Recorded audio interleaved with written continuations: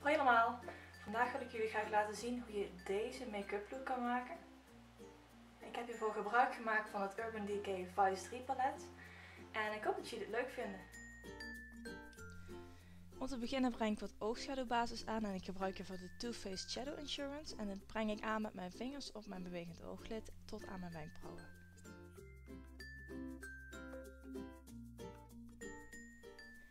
Voor de look die ik vandaag maak gebruik ik het Vice 3 oogschaduwpalet en ik begin met de kleur Truth en die breng ik aan met een blending brush over mijn gehele ooglid en weer tot aan mijn wenkbrauwen. En dit doe ik zodat de kleuren straks mooi kunnen vervagen.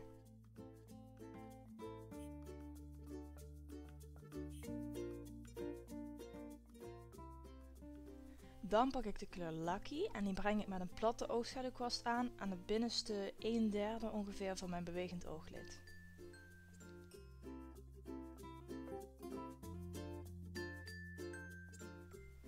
Met dezelfde oogschaduwkwast ga ik in de kleur Sonic. Het is een roodachtige kleur en die breng ik aan op het midden van mijn bewegend ooglid.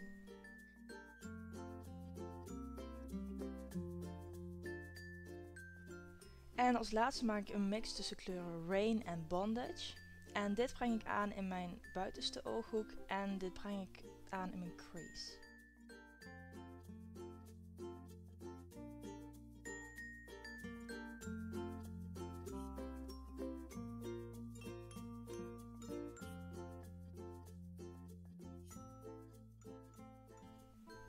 Dan pak ik mijn blending kwast er weer bij en ik maak een combinatie tussen de kleuren Undone en DTF. En met deze kleuren probeer ik de rand van de donkere bruine oogschaduw te vervagen.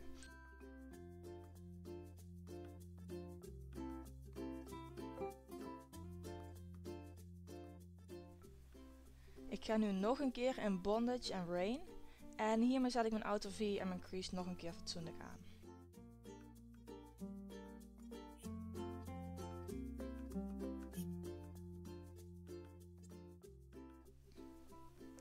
Dan pak ik mijn blending brush er weer bij en hiermee ga ik de randjes weer mooi vervagen. Vervolgens pak ik er een pencil brush bij en hiermee maak ik ook weer de combinatie tussen Bondage en Rain en dit breng ik aan op de buitenste helft van mijn onderste wenkbrauw.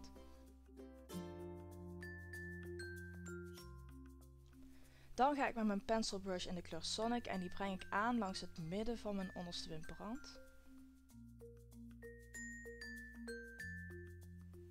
En als laatste pak ik met mijn pencil brush wat Lucky en dit breng ik aan langs de binnenste hoek van mijn onderste wimperrand. Met een platte oogschaduwkwast pak ik nou weer opnieuw wat Sonic en dit breng ik aan op de plekken waar ik het al eerder had aangebracht, namelijk langs mijn onderste wimperrand en in het midden van mijn bewegend ooglid. En hiermee maak ik de kleur weer net wat intenser, want het is een beetje vervaagd allemaal.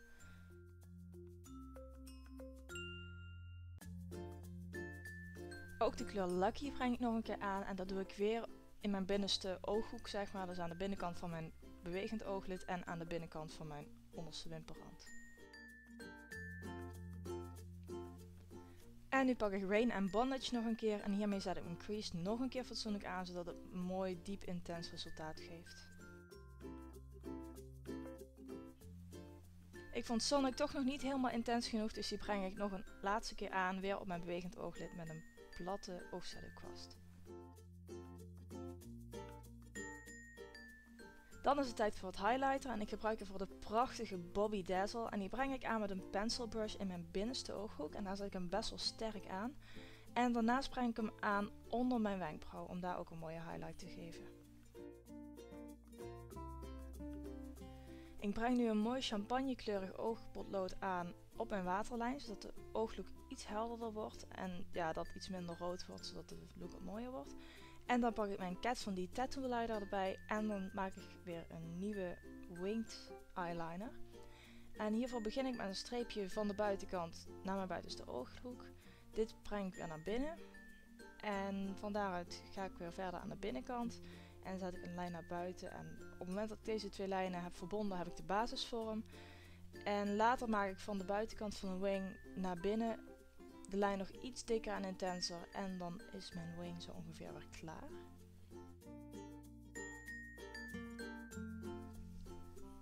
Dan pak ik mijn MAC wimperkrultong erbij en hiermee ga ik mijn wimpers krullen. En ik doe dit meestal op verschillende lengtes, dus meer bij de aanzet en later wat meer bij de punt. En hierdoor krijg je echt een mooie krul erin en niet zo'n vouw.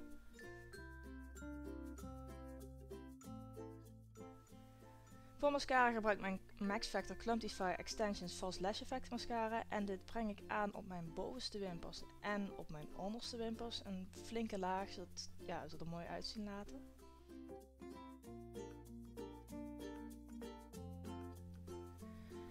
En dan is de ooglook af. En dan kunnen we verder met de rest van het gezicht. En ik heb mijn basis make-up weer gedaan, dus we beginnen meteen met het shapen. En hiervoor gebruik ik mijn NYX Powder Blush in Taupe.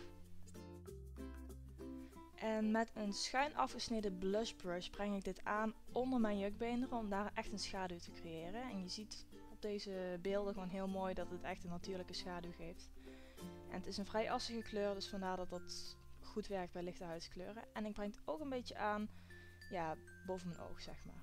Dan pak ik mijn MAC blush in Spring Sheen. En dit is een hele mooie, warme, perzikleurige blush. Met mooie gouden shimmer erin. En die breng ik aan net boven waar ik net mijn bronzer of mijn shape heb aangebracht.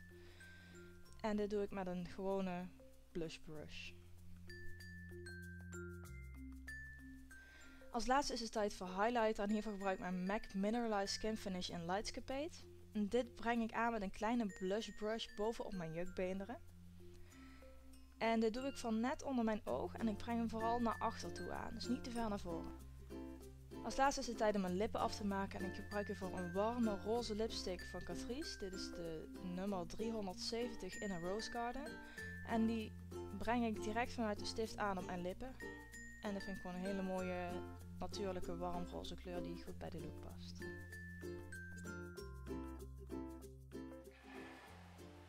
Ik hoop dat jullie mijn video leuk vonden. Vergeet geen duimpjes omhoog te geven en ik zou het leuk vinden als je je abonneert op mijn kanaal. Tot de volgende video! Dus die breng ik nog een keer aan, weer op mijn bewegend ooglid en in mijn binnenste ooghoek. Nu pak ik de Bordeaux Rode Chantilly op een pencil brush en die breng ik aan op de buitenste helft van mijn onderste wimper.